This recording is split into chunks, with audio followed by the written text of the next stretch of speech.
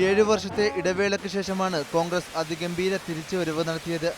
തെരഞ്ഞെടുപ്പ് നടന്ന 223 മണ്ഡലങ്ങളിൽ 121 സീറ്റുകൾ സ്വന്തമാക്കി കോൺഗ്രസ് കേവല ഭൂരിപക്ഷം നേടി. 110 സീറ്റുണ്ടായിരുന്ന BJP 40 സീറ്റിലേക്ക് ചുരുങ്ങിയപ്പോൾ ജനതാദൾ എസ് 28 സീറ്റിൽ നിന്ന് 40 സീറ്റാക്കി നില മെച്ചപ്പെടുത്തി. എന്നാൽ കർണാടക രാഷ്ട്രീയത്തിലെ കരുത്തനായിരുന്ന BS യെദിയൂരപ്പയുടെ തകർച്ചയാണ് ഈ തെരഞ്ഞെടുപ്പിലെ എടുത്തുപറയേണ്ട പ്രത്യേകത. 212 സീറ്റിൽ മത്സരിച്ച യെദിയൂരപ്പയുടെ KJPക്ക് 6 സീറ്റിൽ മാത്രമാണ് വിജയിക്കാനായത്. KJPയുടെ സാന്നിധ്യം കോൺഗ്രസിനാണ് ഗുണം ചെയ്തത്. ശ്രീരാമലുവിന്റെ BSR കോൺഗ്രസിന് 4 സീറ്റ് നേടാനായി. ദക്ഷിണേന്ത്യയിലെ ആദ്യ BJP സർക്കാരിന്റെ ദയനീയ അന്ത്യമാണ് കർണാടകയിൽ കണ്ടത്. BJP വിരുദ്ധ വോട്ടുകളുടെ ഏകീകരണവും കോൺഗ്രസിന് ഗുണം ചെയ്തു. ഇനി മുഖ്യമന്ത്രിയെ കണ്ടെത്തുകയാണ് കോൺഗ്രസിന് മുന്നിലെ വലിയ കടമ്പ. PCC president G. പരമേശ്വര പരാജയപ്പെട്ടത് മൂലം സിദ്ധരാമയ്യയുടെ പേര് പരിഗണിക്കും. എന്നാൽ മല്ലികാർജുന ഖാർഗെ, വീരപ്പ മൊയ്ലി എന്നിവരും മുഖ്യമന്ത്രി സ്ഥാനത്തേക്ക് നോട്ടമിടുന്നു. ഏതായാലും 2 ദിവസത്തിനകം പുതിയ കർണാടക മുഖ്യമന്ത്രി ആരെന്ന് വ്യക്തമാകും.